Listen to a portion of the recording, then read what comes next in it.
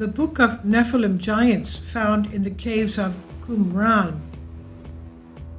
From time to time, there are bones or skeletons of giants around the world found, recently in Arabia, China.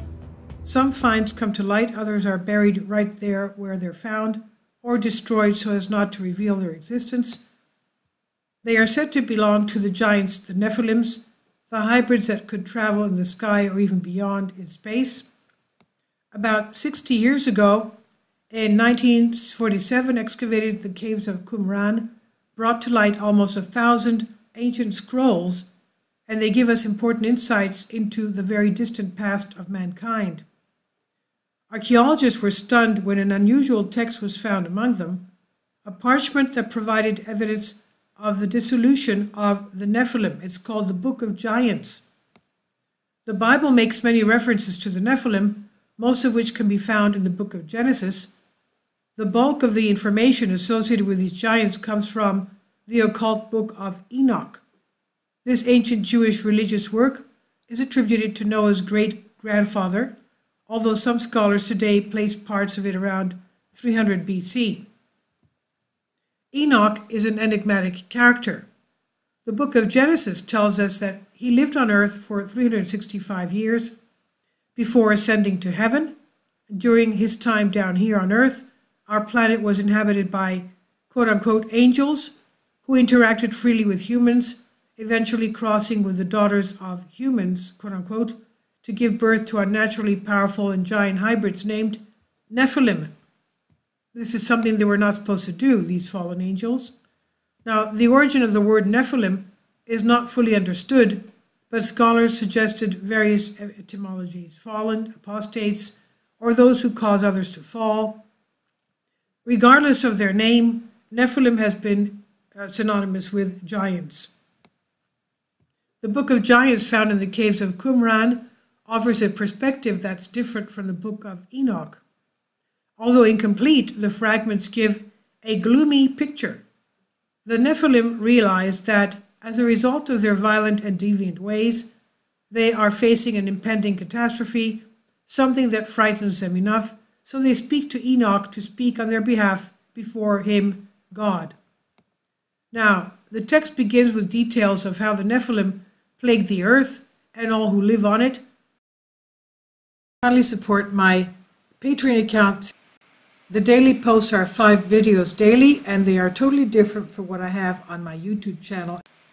Thank you so much for your support and that you find all my content so interesting. You'll find the Patreon account details in the description box. The text begins with details of how the Nephilim plagued the earth and all who lived on it, but from the moment they began to have prophetic dreams, fear seeped into their hearts. The first to have these dreams was Maui, a titanic son of the angel Barakel, and in his dream he saw a sign sinking in water, and when it finally sank, only 3 names remained. All others were erased. This symbolized the flood and the consequent destruction of all but Noah's sons. At that time, this fact did not become obvious to the Nephilim to discuss the meaning of the dream that Maui saw, so they failed to interpret the signs. But shortly afterwards, 2 giants, Ohia and Hahia, the sons of the deposed angel Shemiyaza, began to have similar dreams, and they saw a tree uprooted except for 3 of its roots. After that, the rest of the group of giants started to have revealing dreams. So all of them started having such dreams. Quote, then 2 of them had dreams, and the sleep of their eyes departed from them, and they got up and came to their dream, and said to their dreams, and said to the assembly of their companions, the monsters, in my dream I saw that same night, and there was a garden, gardeners watering 200 trees, and large shoots came out of their roots. All the water and the fire burned everything in the garden. They found the giants to, they say, the dream. End quote. So the giants were now realizing the prophetic nature of their dreams and are asking for help from Enoch. Unfortunately, Enoch had already disappeared from the face of the earth, so the Nephilim choose one of their members to take a cosmic journey to seek and find him. Quote, Maui goes up into the air like the mighty winds and blows with his hands like an eagle. The inhabited world he left behind and passed over the great desert. And Enoch saw him and greeted him, and Maui said to him, here and there for the second time, Maui, the giants are waiting for your words, and all the monsters of the earth. If has taken place since the days, and that should be added, I will learn from you their meaning. 200 trees which came down from heaven. And I guess these 200 were the fallen angels. Now, unfortunately, parts of the papyrus are irreparably damaged. That's why we have sections missing. But the general direction of the text is obvious. One of the Nephilim traveled out of the earth in search of Enoch and his powers to interpret visions.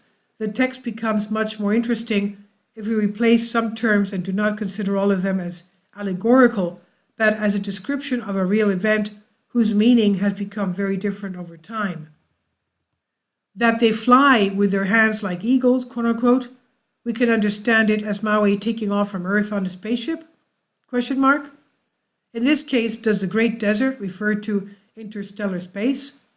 It depends, however, on how far we're willing to go to interpret a 2,000-year-old passage on these Qumran caves documents. Now, Enoch sends Maui back to where he came from after being promised that he would speak to God on their behalf. Unfortunately for the Nephilim, Enoch did not send them good news in the end. Quote, the scribe Enoch, a copy of the second plate that Enoch sent to the hands of Enoch himself, the note in the name of the great God and of the saint concerning Shemiaza and all his companions.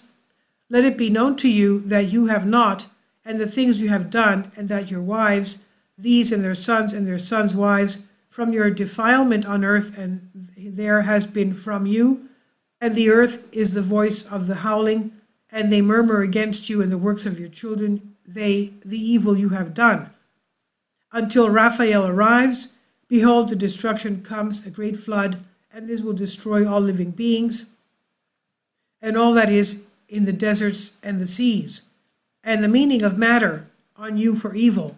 But now loosen the bonds that bond you to evil and pray. End quote. Now, whether they prayed or not, the text that remains cannot tell us, but it does not seem to be around us anymore, obviously at least. It seems then that the flood did its job well, wiping them all out. Or maybe did they fly like eagles and escape out of earth? When they escaped, when did they escape the flood? We don't know. Now, according to Genesis 6, concerning the giants on earth, the Nephilim, they were giants before the flood and even after that. And we have the recounts of giants after the Exodus, when the tribes of Israel were going to the promised land. The 12 spies, one from each tribe, went to spy to see what was in the promised land. They found giants. And also we have David going against one of the giants, Goliath, 6 fingers, 6 toes, and he had 5 brothers who were just gigantic like him. So yeah, and we have recounts of Alexander the Great going towards the east, finding giants and Nephilim as well there, doing away with them, others burying under various pyramids, especially in China and India. So we have accounts of ancient texts telling us of weird beings. Some of them had their heads in the middle of their torso, half animal, half human, very ugly things anyway. So I've translated this from a Greek article for you. Please leave your comments and thank you for your support.